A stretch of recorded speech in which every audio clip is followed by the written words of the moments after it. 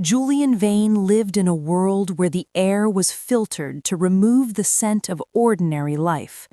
At 37, he occupied the top 3 floors of the Vane Tower, a glass and obsidian needle that pierced the gray, smog-choked clouds of Chicago.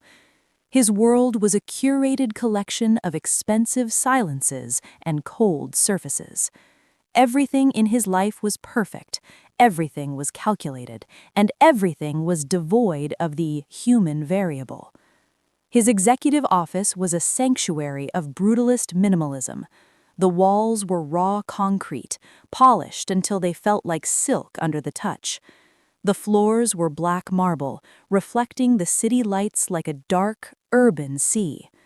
There were no family photos on his desk, no smiling faces to distract him from the cold pursuit of profit. Julian had no family, at least none he claimed. His father, a man who viewed empathy as a fatal structural flaw in a business model, had died when Julian was 21, leaving him a billion-dollar empire built on high-stakes debt and ruthless acquisitions. Julian had spent 15 years cleaning up that legacy, turning Vane Corp into a legitimate global powerhouse. But in the process, he had turned his own heart into a vault. He didn't just dislike noise, he feared it. Noise meant variables. Noise meant people. And people, in Julian's experience, were expensive mistakes that eventually disappointed you. He wore charcoal suits that acted as armor, pressed so perfectly they looked like they had been forged rather than tailored. He sat behind a desk carved from a single slab of ancient black volcanic rock.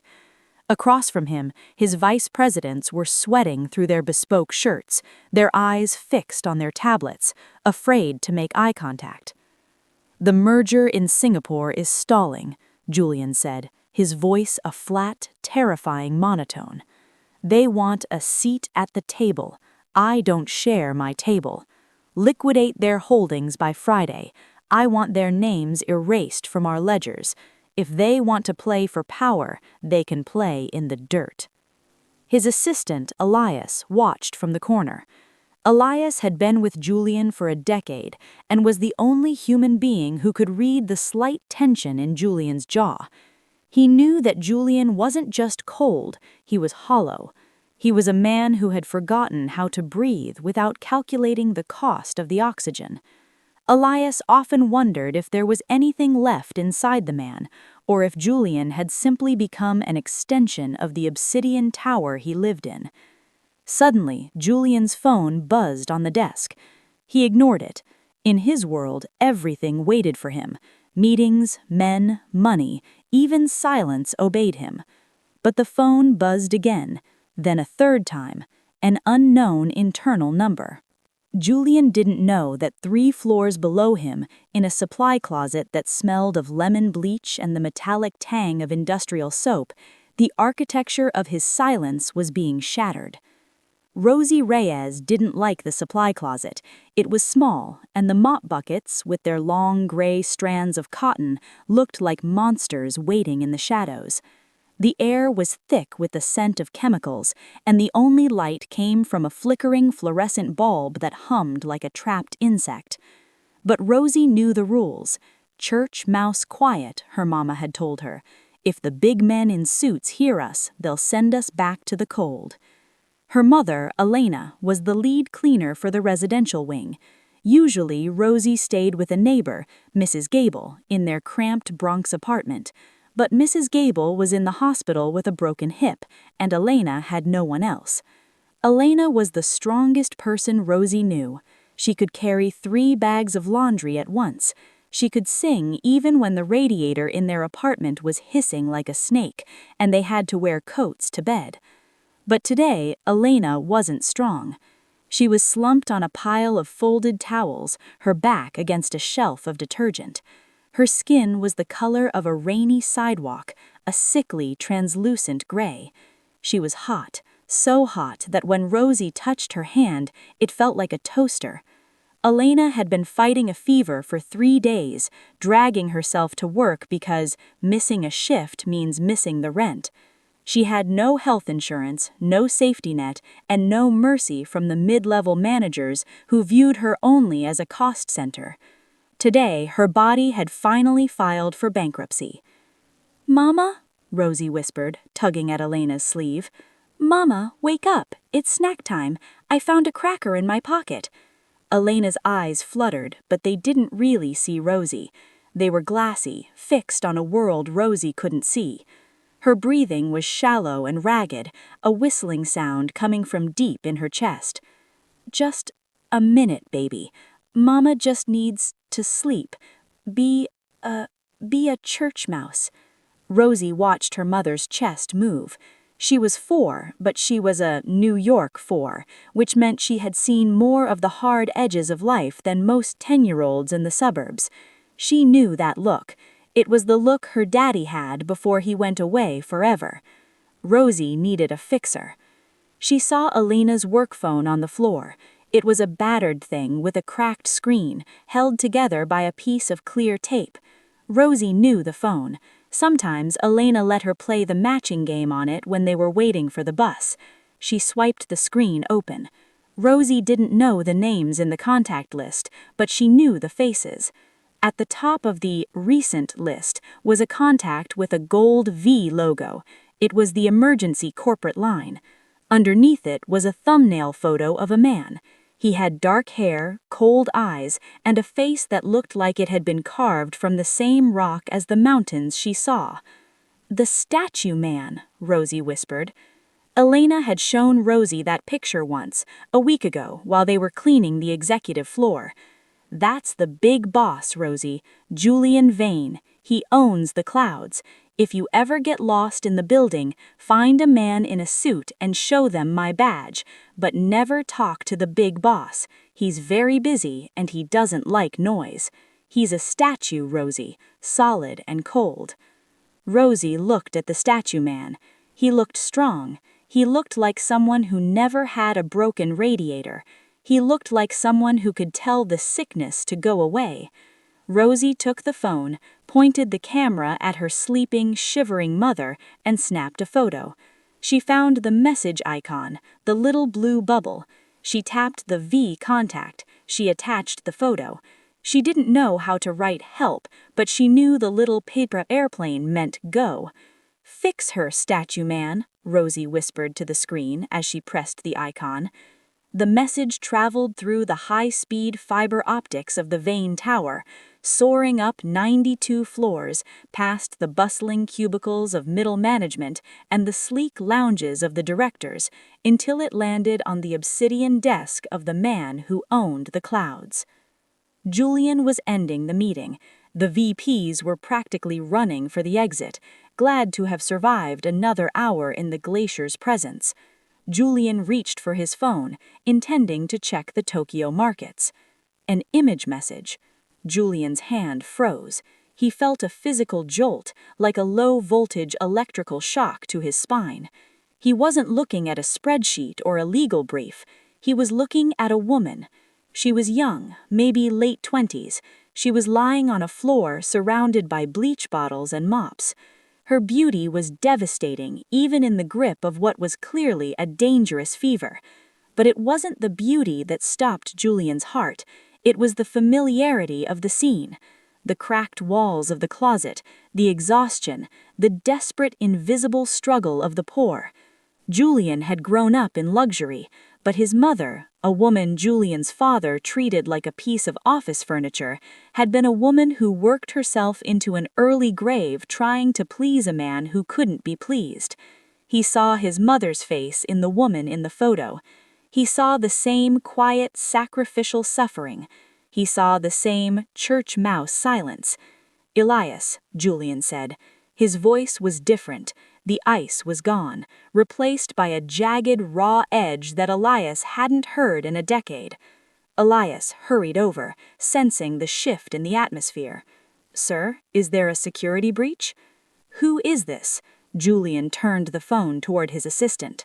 Elias squinted at the screen. "That's Elena Reyes. She's part of the cleaning staff. She was hired 3 weeks ago. Remarkable work ethic, according to her supervisor." "Wait," Is she in the building? That background, that's a service closet. She's in a supply closet, Julian said, standing up so fast his chair hit the glass window with a loud thwack. And she's dying. Elias, I want Dr. Sterling in this building in 5 minutes. If he's at his country club, tell him I'll buy the club and burn it before he isn't here before the elevator hits the lobby. Sir, Dr. Sterling is a cardiothoracic specialist for the elite. I don't care if he's the Pope, Julian hissed. Get him here and find out where the hell that closet is. Julian walked out of his office, leaving his board of directors in a collective shock. He didn't wait for the executive elevator. He took the service stairs, his heart drumming a rhythm he hadn't felt since he was a boy watching his mother collapse in the foyer of their mansion.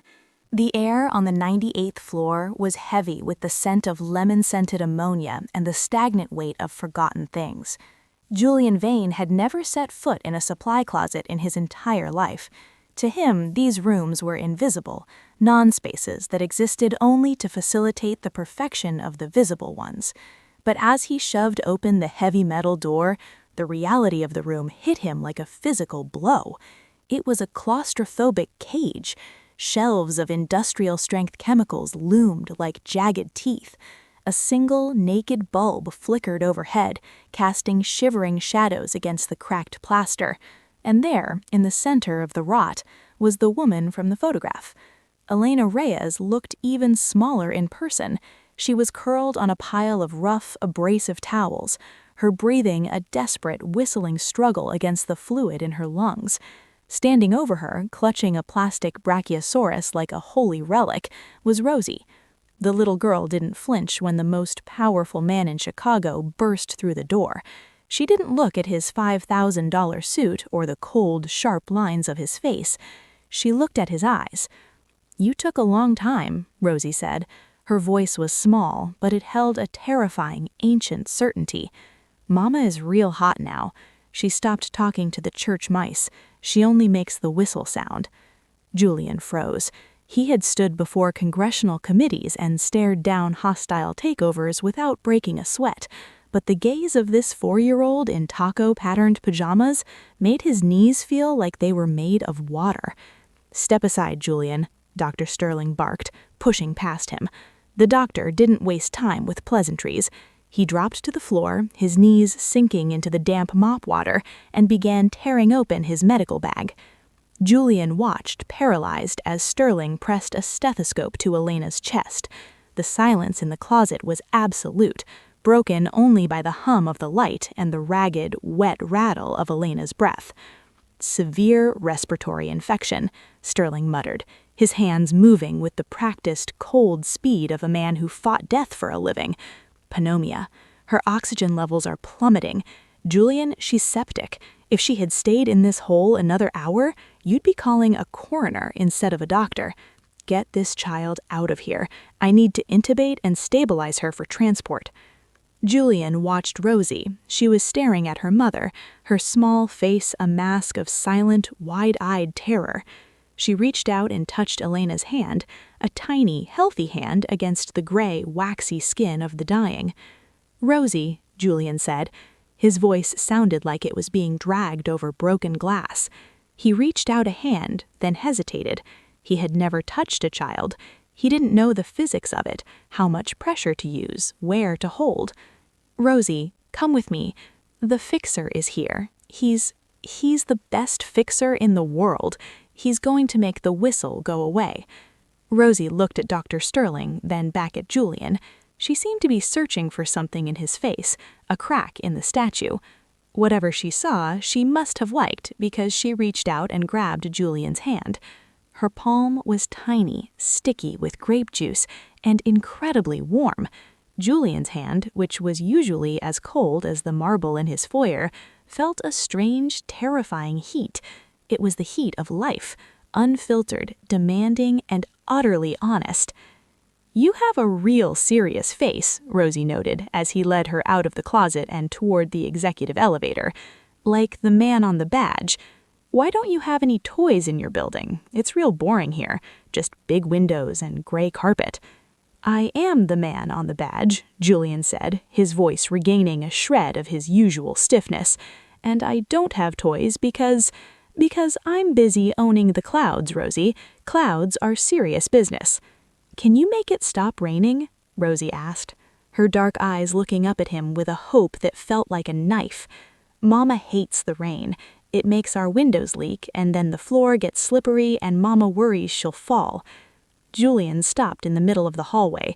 He looked at the child in her taco pajamas. He looked at the sprawling empire around him, the art, the security, the billions in equity. For the first time in 15 years, he felt the staggering, obscene weight of his own wealth. He could buy 1,000 buildings, but he couldn't stop the rain in a child's bedroom.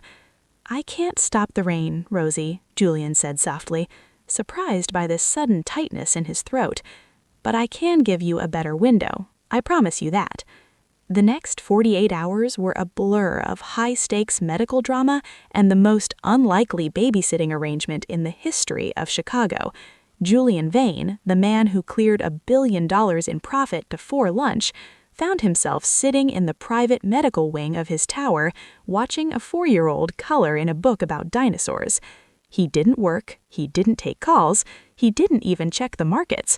Elias, his assistant, stood in the doorway of the lounge, watching his boss with an expression of profound existential confusion.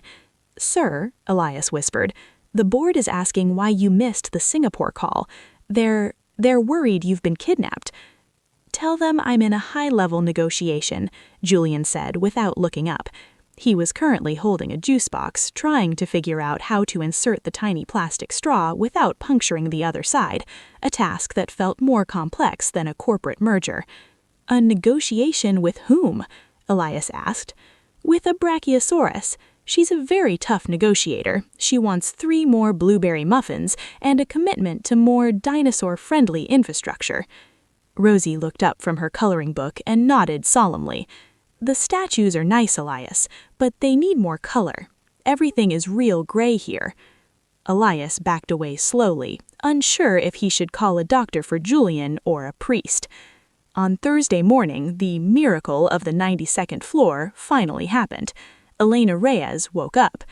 Dr. Sterling cleared her for a brief visit, provided she didn't exert herself. Julian walked into the room, leaving Rosie with a pile of coloring books and a weary-looking Elias. He stood at the foot of her bed, feeling a strange, humming anxiety that he couldn't name. Elena looked at him, her dark eyes clouded with the lingering fog of heavy medication and the shock of her surroundings. She was in a bed with silk sheets, surrounded by machines that hummed with expensive precision. "Mr. Vane?" she rasped, her voice a ghost of her former self. "Where am I in a palace? Where's the closet? Where's my mop?" "You're in the hospital, Elena," Julian said, his voice sounding oddly gentle. "You were very sick. You've been here for 2 days." "The closet," she whispered, her hand going to her throat as the memory returned.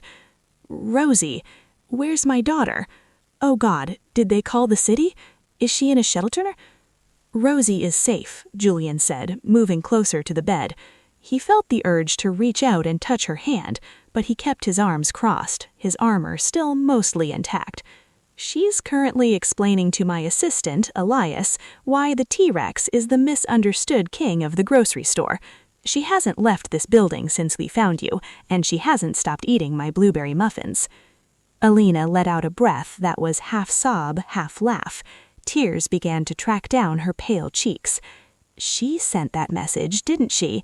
I saw her with the phone before the room went black. I'm so sorry, sir. I'll leave. I know I broke the rules. I shouldn't have brought her to work. Please, don't fire me. I need the shifts." "Stop," Julian said.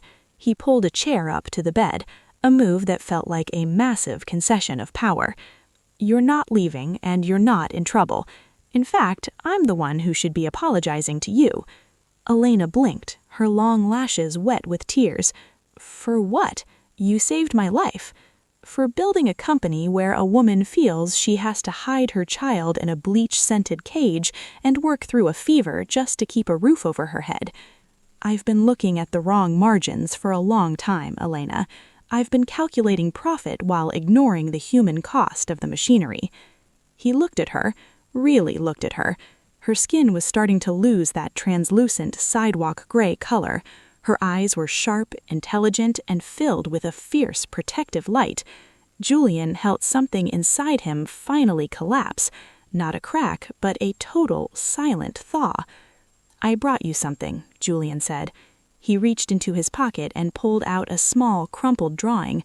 It was the orange oval with the purple line that Rosie had drawn during their negotiation. Rosie said, "This is me, an orange Sirius." Elena smiled, and for Julian it was like the sun finally breaking through the Chicago fog. It was the most beautiful thing he had seen in his entire life. "She thinks you're a jawbreaker, Mr. Vane," Elena said softly. "A jawbreaker?" "Yes, hard on the outside, cold, but if you have enough patience, if you work for the sweet part, you find out it's worth the trouble." Julian looked at the orange drawing, then back at the woman in the bed.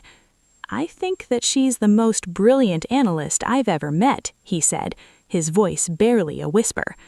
If Julian Vane was the glacier, his uncle, Silas Vane, was the permafrost, the deep frozen layer that never thawed and allowed nothing new to grow. Silas was the chairman of the board, a man whose soul was a ledger where empathy was listed under the category of unnecessary losses. He had watched Julian's distraction from the 95th floor with a cold, growing fury. To Silas, people were not human beings. They were biological units that either facilitated or hindered the flow of capital. "He's cleared his schedule for a maid," Silas hissed to his secretary, his voice like the dry rattle of a snake. "He's sitting in a hospital lounge eating blueberry muffins with a 4-year-old while the Singapore merger burns. Julian is becoming a liability, and liabilities must be liquidated." Silas didn't confront Julian directly. He was too smart for that. He knew that Julian, despite his current softness, still had the Vane fire in him. Instead, Silas sent his personal fixer, a woman named Catherine. Catherine was a shark in a slate-gray suit, a woman whose job was to make inconvenient people disappear with the quiet efficiency of a delete key. Elena had been discharged from the hospital on Saturday. Julian had sent her home in a car that cost more than her apartment building, but Elena had refused his offer of a private nurse. "I'm a mother, Julian," she had told him, using his first name for the first time. "I know how to take care of myself, and Rosie needs to be in her own room. She misses her dinosaur stickers." Julian had watched her go with a hollow feeling in his chest that he couldn't explain. He had spent the weekend in his 92nd floor penthouse, wandering through the silent, perfect rooms, realizing that the silence now felt less like a sanctuary and more like a tomb. On Monday morning, there was a knock on the door of Elena's Bronx apartment. The apartment looked different now. Julian had sent a crew to fix the leaking windows and a handyman to repair the radiator so it no longer hissed like a dying beast. The peeling wallpaper had been smoothed, and the air smelled of the fresh lilies Julian had delivered that morning. Elena opened the door, expecting the delivery man with more fruit. Instead, she found Catherine. The fixer stepped into the small kitchen without waiting for an invitation. She looked at the colorful crayon drawings on the fridge with a look of clinical, detached disgust. She placed a silver briefcase on the scarred wooden table. "Ms. Reyes," Catherine said, her voice like silk draped over a razor blade. "I represent the Vane Corporation, specifically Silas Vane and the senior board of directors." Elena felt the air leave her lungs. "Is Julian okay? Has something happened at the tower?" "Mr. Vane is compromised," Catherine said, sitting down and clicking open the briefcase. "Julian is a man of intense, fleeting interests. In the past, he has had projects, vulnerable women he likes to play hero for to distract himself from the pressures of his position.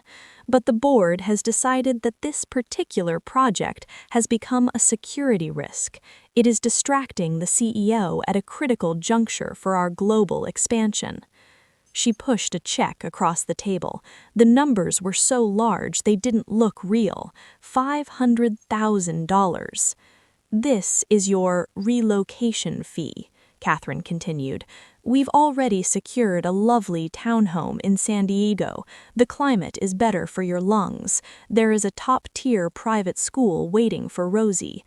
All you have to do is sign this document. It simply states that you are leaving voluntarily, that you were never an employee of Vane Corp, and that you will never contact Julian Vane again. It's for his protection, Elena. If you truly care about him, you'll let him get back to being the man the world needs him to be. Elena looked at the check. She looked at Rosie, who was currently on the floor trying to teach a plastic triceratops how to sit like a dog.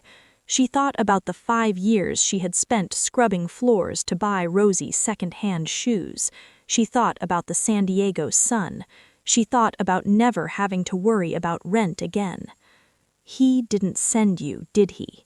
Elena asked, her voice low and dangerous. "Julian is a dreamer," Catherine replied, her icy eyes never wavering.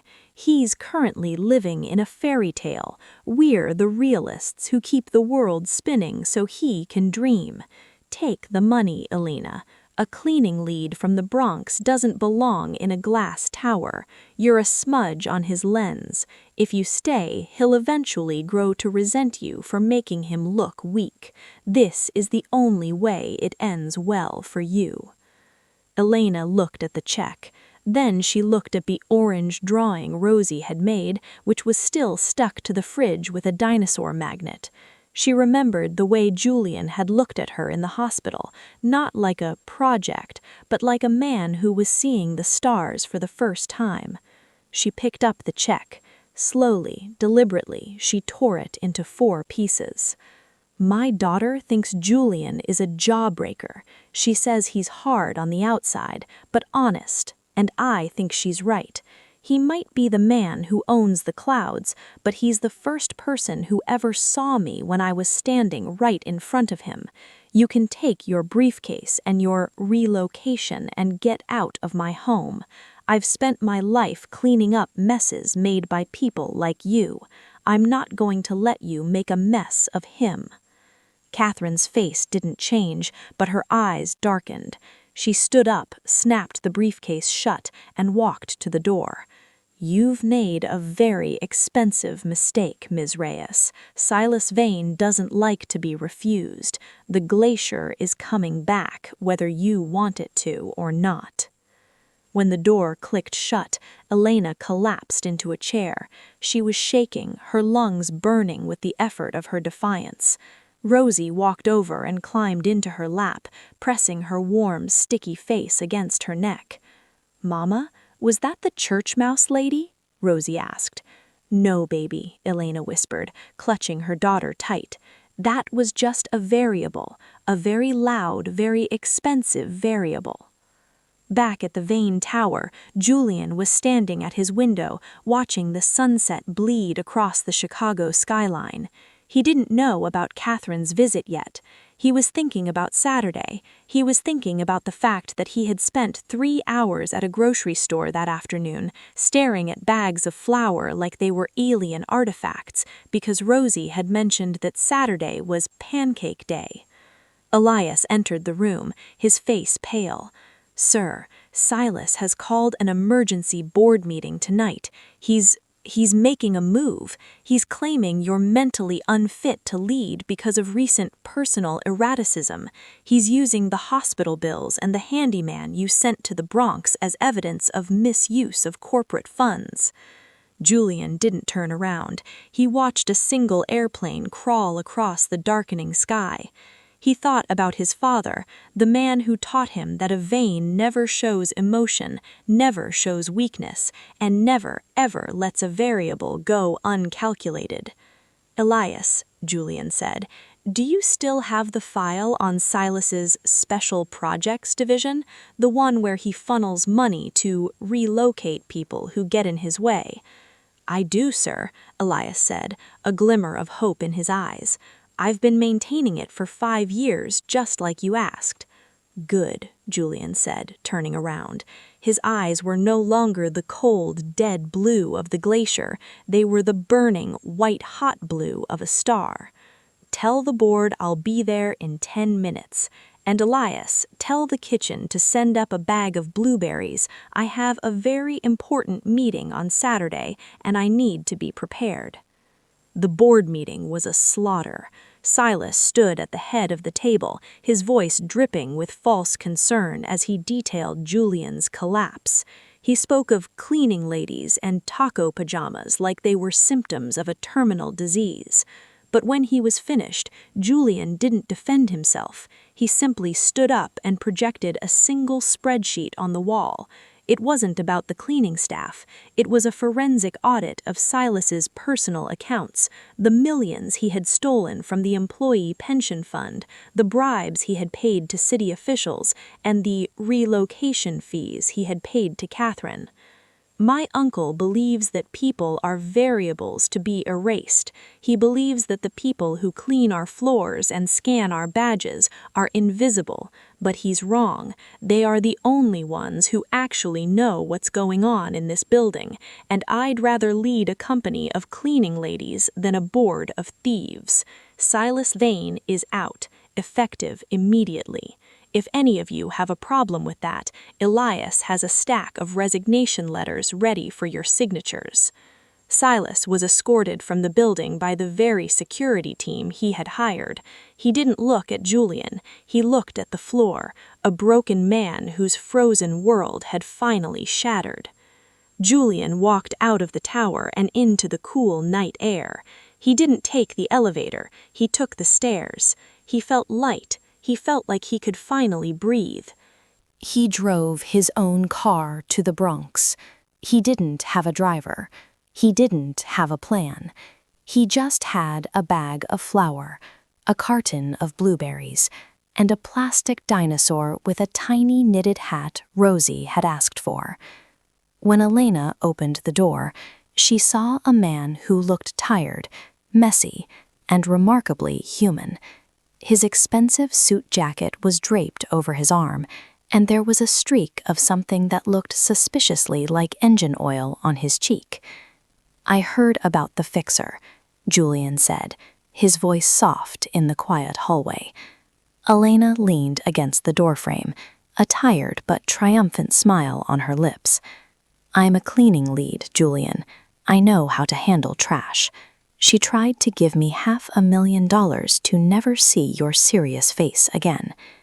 Julian walked into the kitchen, Rosie already lunging for his leg like a heat-seeking missile. He picked her up, Dino and all, and looked at Elena. I'm here for the law, Julian announced. I was told that Saturday morning pancakes are a non-negotiable legal requirement in this household. They are, Rosie shouted, poking Julian's nose, and you have to make the dinosaur ones. Julian stood at the stove. He didn't know how to flip a pancake. He burned the first 4. He got flour on his dark wool trousers. He looked at the orange crayon drawing on the fridge, then at the woman laughing at his incompetence. He realized then that he wasn't in the clouds anymore. He was on the ground, and the ground felt a lot more like a home than the 92nd floor ever had. Elena, Julian said, as the 5th pancake finally turned a perfect golden brown. I'm stepping down as CEO. I'm going to run the foundation instead. We're going to start with a housing initiative. No more leaking windows in the Bronx. No more church mice hiding in closets. Elena walked over to him. She took the spatula from his hand and set it down. She looked into the eyes of the man who had been a statue and found a heart that was beating just for her. One dinosaur at a time, Julian, she whispered. She kissed him. It was a kiss that tasted like blueberries and a second chance. And as the Chicago sun finally broke through the gray clouds, Julian Vane realized that the best margins in life aren't found in a ledger. They're found in a small kitchen on a Saturday morning. The news of Julian Vane stepping down as CEO of Vane Corp hit the financial world like a seismic event. On CNBC, analysts spoke of unprecedented leadership shifts and the sudden vulnerability of the Chicago market. But on the 89th floor of the Vane Tower, the atmosphere was different. It wasn't seismic, it was gossamer thin and electric. Elena Reyes returned to work on Monday, not because she had to. Julian had already moved a small fortune into a private account for her, an amount he called a retention bonus for life, but because Elena Reyes didn't know how to not work. She had been a ghost in these halls for 3 weeks, and she wanted to walk through them one last time as a person. As she pushed her cart through the residential wing, the whispers followed her like the hiss of a cleaning spray. Her coworkers, people she had shared cold coffee and complaints with for weeks, looked at her as if she had grown wings. "Is it true?"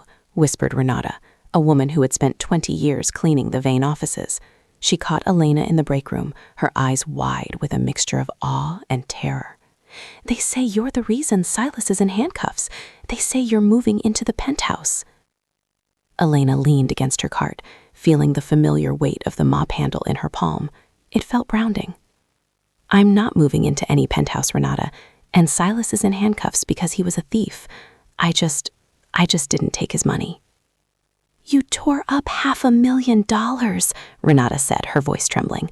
"Girl, I love you, but you're crazy. That's never scrub a toilet again money." "It was never see Julian again money," Elena said softly. "And it turns out I'd rather scrub toilets for the rest of my life than live in a world where he's just a serious face on a badge." Renata looked at Elena for a long moment, then reached out and squeezed her hand. "He's a jawbreaker, huh? Well, you better make sure he doesn't break your heart, Elena. Men like that, they're built of steel. Steel is strong, but it's cold." "He's learning to be warm," Elena said, and as she said it, she realized she believed it. Julian, meanwhile, was experiencing a different kind of market correction.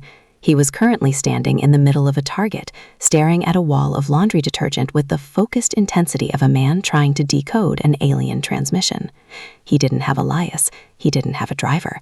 He had realized with a staggering sense of embarrassment that he didn't know how to buy milk. He didn't know which brand of cereal Rosie liked. The dinosaur one, obviously, but which dinosaur?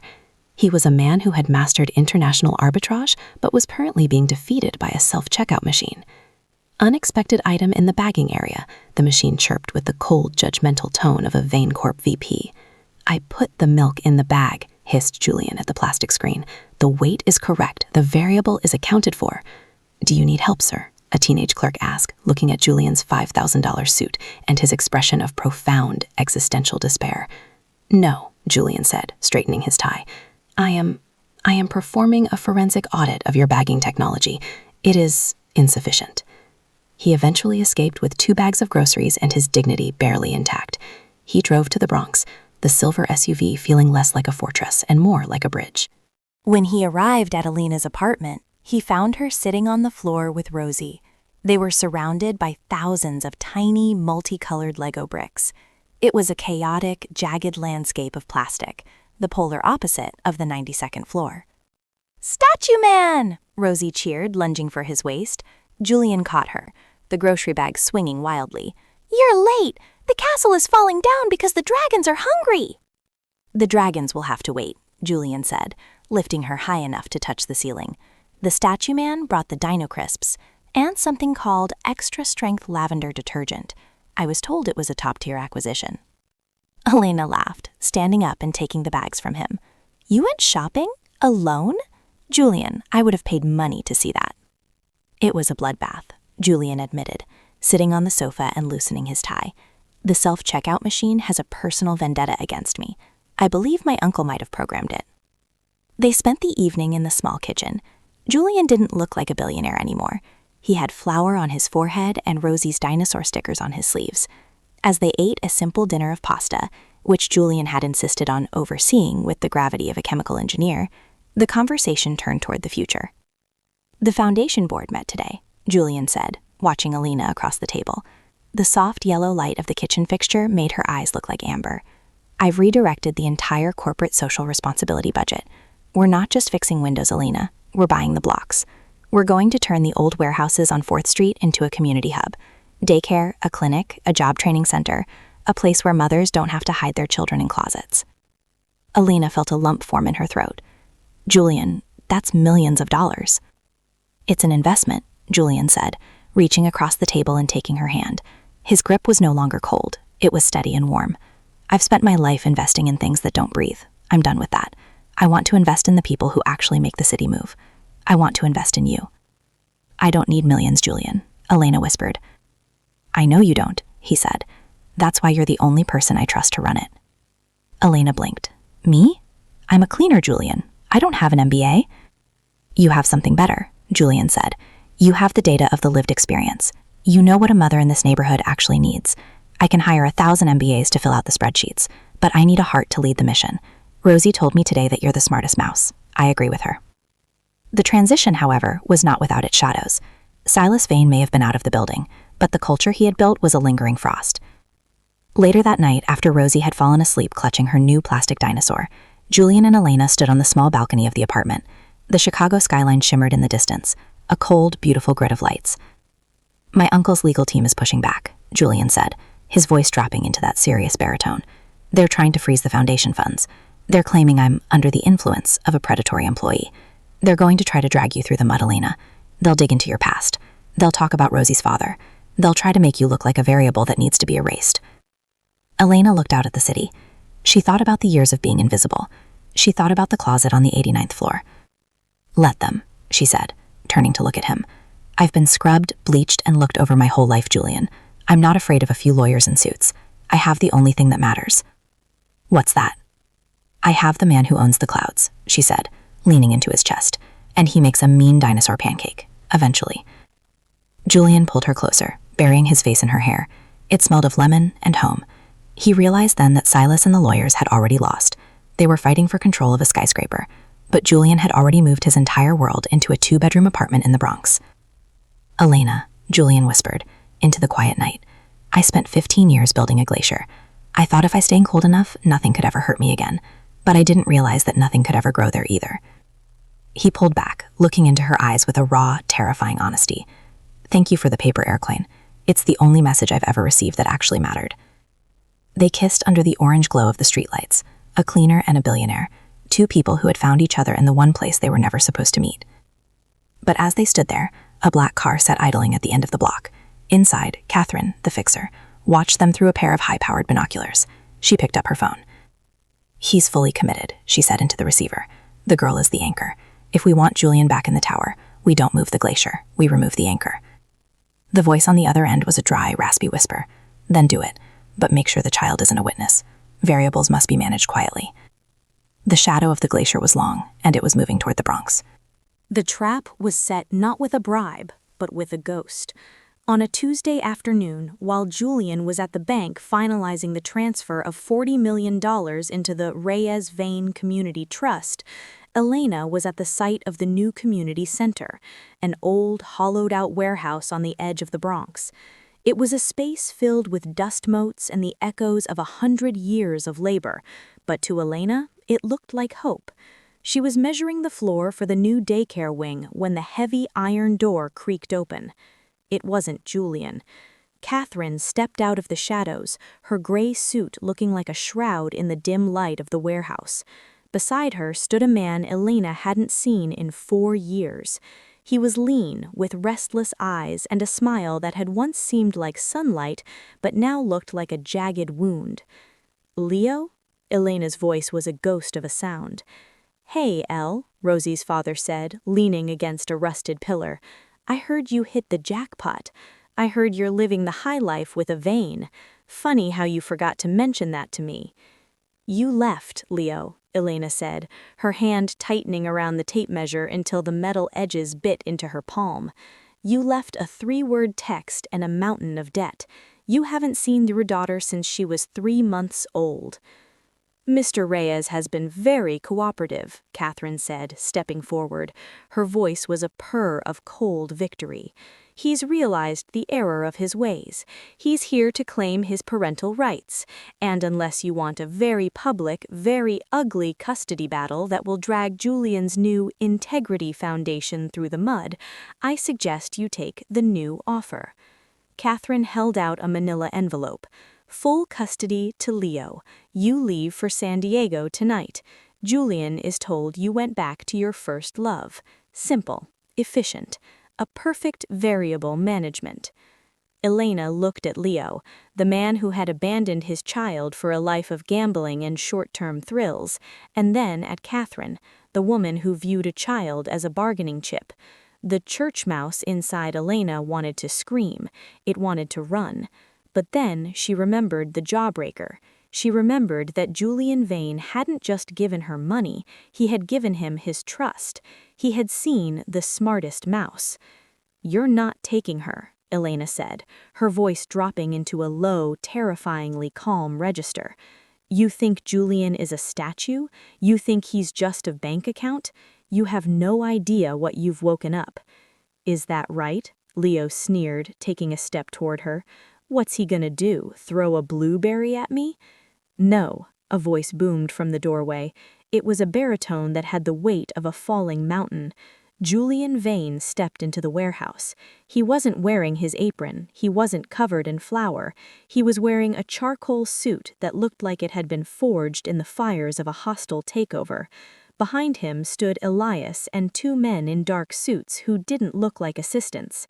Julian walked past Leo as if the man were made of air. He stopped in front of Elena, his eyes searching hers. "Are you okay?" "I am now," she whispered. Julian turned to Catherine. The temperature in the warehouse seemed to drop 20 degrees. "Catherine," Julian said, his voice a flat, terrifying monotone, "I told you that if you ever touched a Vane asset again, I would liquidate you. You thought I meant money. You were wrong." He turned his gaze to Leo. Leo Reyes, current debt $80,000 to 3 different bookmakers in Atlantic City. Current outstanding warrant for check fraud in Nevada. You didn't come here for your daughter. You came here because Silas Vane paid off your debts in exchange for a performance.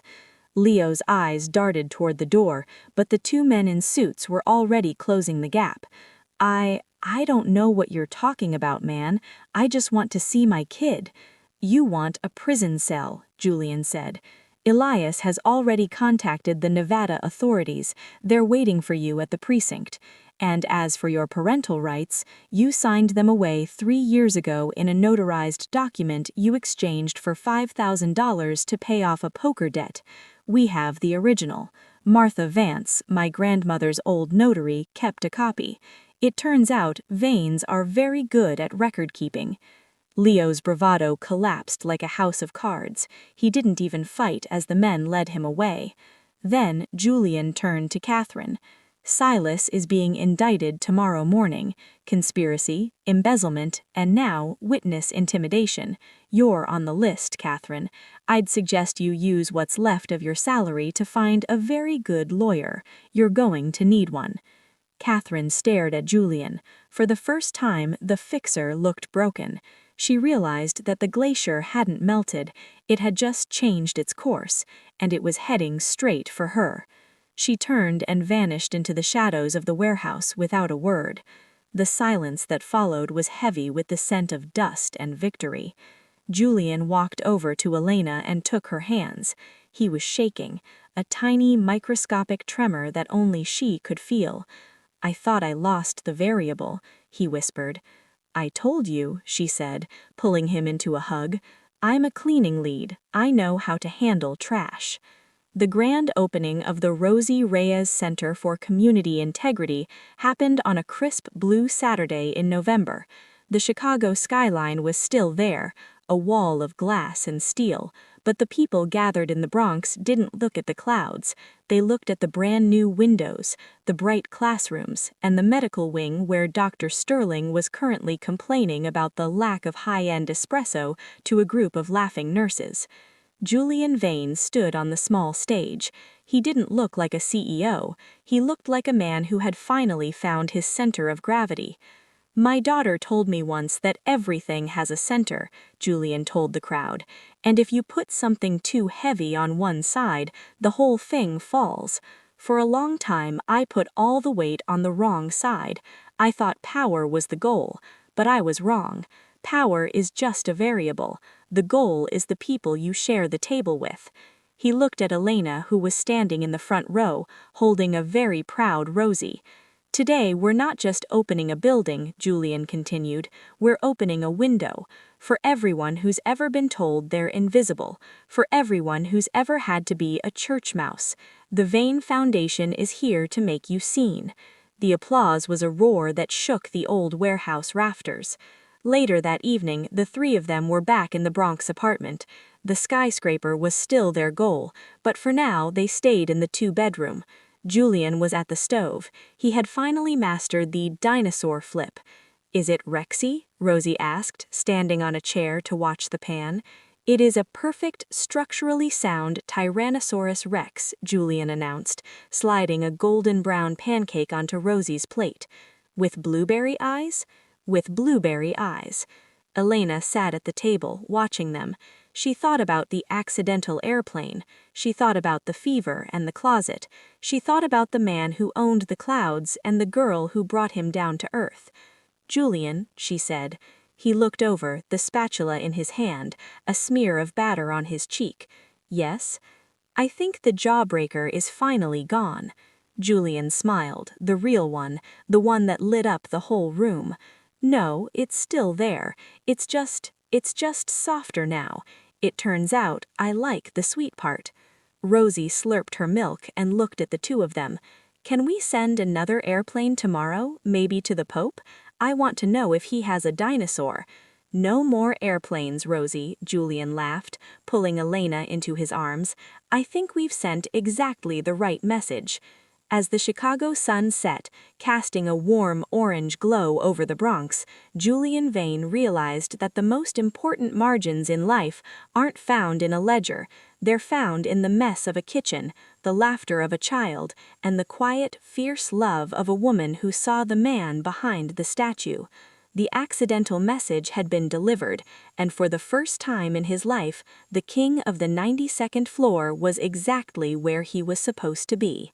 A new story will be published here in just a couple of days. Don't miss it.